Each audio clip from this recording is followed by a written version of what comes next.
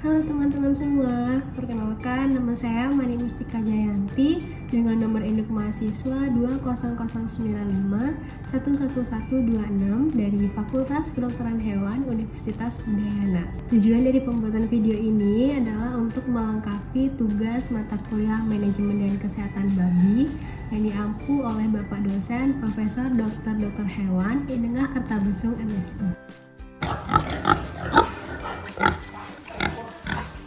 Sebelum kita masuk ke cara penanganan anak babi, perlu diketahui bahwa babi itu mengalami masa partus selama 115 hari atau bisa disebut juga 3 bulan, 3 minggu, 3 hari. Jadi sebelum proses melahirkan ada beberapa tanda-tanda yang perlu kita ketahui. Tanda-tanda khas yang pertama yang menandakan induk babi akan segera melahirkan itu 2 minggu sebelum melahirkan, puting susu induk babi akan terasa penuh, hangat, dan berwarna merah.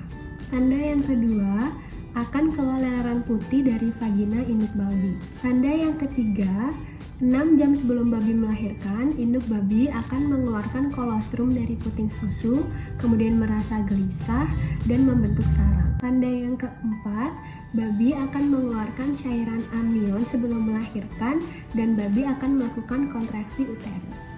Untuk proses kelahiran babi itu biasanya terbagi menjadi 3 stadium.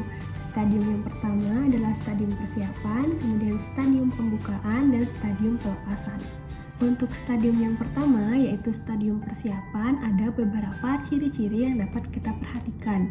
Yang pertama itu perut dari induk babi turun ke bawah, urat daging di sekitar vulva mengendor, vulva membengkak berwarna merah dan mengeluarkan lendir, ambing mengeras dan puting berwarna kebiruan, nafsu makan menurun, induk mulai mengumpulkan sarang, dan air susu akan keluar kurang lebih 12 jam sebelum induk melahirkan. Untuk stadium pembukaan atau stadium kedua, rahim dari induk babi mulai berkontraksi. Tingkah lakunya adalah sebagai berikut. Induk babi nampak gelisah, tidur berdiri dan memukulkan ekornya atau mengentak-ngentakkan kaki.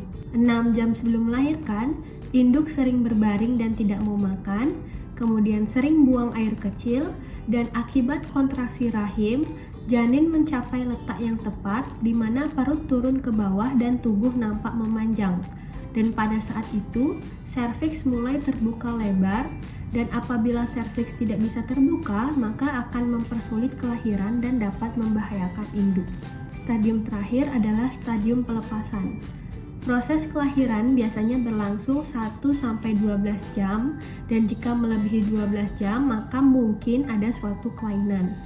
Kemudian setelah mencapai stadium pembukaan yang diikuti adanya kontraksi rahim beserta kekejangan daging perut, janin akan terdorong keluar atau lahir. Babi yang sedang melahirkan selalu dalam keadaan berbaring. Pada saat itu, kita harus menciptakan situasi yang tenang agar induk tidak terganggu ataupun mengalami stres. Apabila penundaan kelahiran disebabkan kekurangan hormonal, maka perlu diinjeksi oksitosin atau jenis obat lain yang aktivitasnya mirip dengan oksitosin. Kemudian, jika induknya tergolong kanibal, maka induk babi harus dipisahkan dari anaknya. Nah, selanjutnya kita masuk ke fase setelah melahirkan. Setelah melahirkan, tindakan yang paling tepat yang dapat kita lakukan adalah membiarkan induk untuk istirahat sebentar, dan karena ada keluar plasenta, kita harus mencegah agar induk tidak memakan plasenta tersebut, karena selain menjadi kanibal, hal tersebut juga tidak baik untuk kondisi perut dan usus dari sang induk. Nah, sekarang setelah anak babi sudah lahir, ada beberapa tata laksana yang perlu kita lakukan untuk anak babi yang baru lahir. Tata laksana tersebut akan saya jelaskan di slide selanjutnya. Tata laksana anak babi yang baru lahir. Segera setelah anak babi dilahirkan, lepaskan lapisan tipis yang membungkus tubuhnya dengan sehelai kain kering sehingga anak babi tidak kedinginan. Lepaskan sesegera mungkin setiap cairan yang mengganggu lubang hidung dan mulut. Apabila anak babi tidak dapat bernafas secara bebas, pegang kedua kaki belakang dengan kepala ke bawah dan ayunkan perlahan untuk mempercepat pelepasan cairan dari lubang hidung. Hal-hal lain yang harus dilakukan kepada anak babi yang baru lahir itu seperti memotong tali pusar, memotong gigi, kemudian juga anak babi perlu mendapatkan kolostrum pertama karena kolostrum pertama tersebut sangat penting bagi anak babi. Nah, kemudian anak babi juga perlu diberikan tanda karena pemberian tanda pada anak babi akan mempermudah pengecekan pertumbuhan dari anak babi itu sendiri, kemudian juga mempermudah pengadaan seleksi dan mempermudah pencatatan dalam administrasi.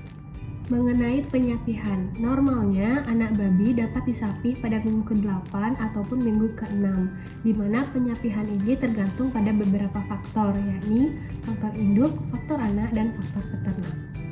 Nah, itu dia hal-hal yang harus kita lakukan dalam menangani baik induk babi yang akan melahirkan dan anak babi yang sudah lahir.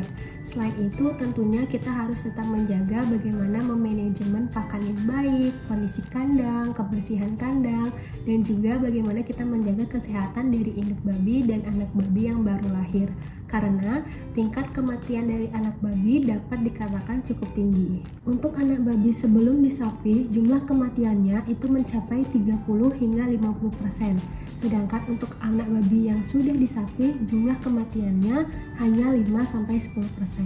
Ada beberapa faktor juga yang menyebabkan kematian anak babi, yaitu anak babi terimpit dan terinjak induknya, perlengkapan kandang kurang seperti tidak ada dinding penghalang sehingga anak babi tidur bersama induknya dan terimpit badan induknya, kemudian air susu kurang atau tidak keluar sama sekali, atau jumlah anak lebih banyak dari putik induknya, kemudian kekurangan zat-zat makanan akibat ransum induk yang kurang baik, dan sifat buas induknya atau kanibalisme.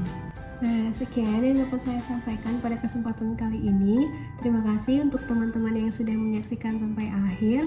Saya mohon maaf apabila selama penyampaian ada kesalahan baik yang saya sengaja maupun tidak sengaja. Semoga video ini bermanfaat untuk kita semua. Terima kasih.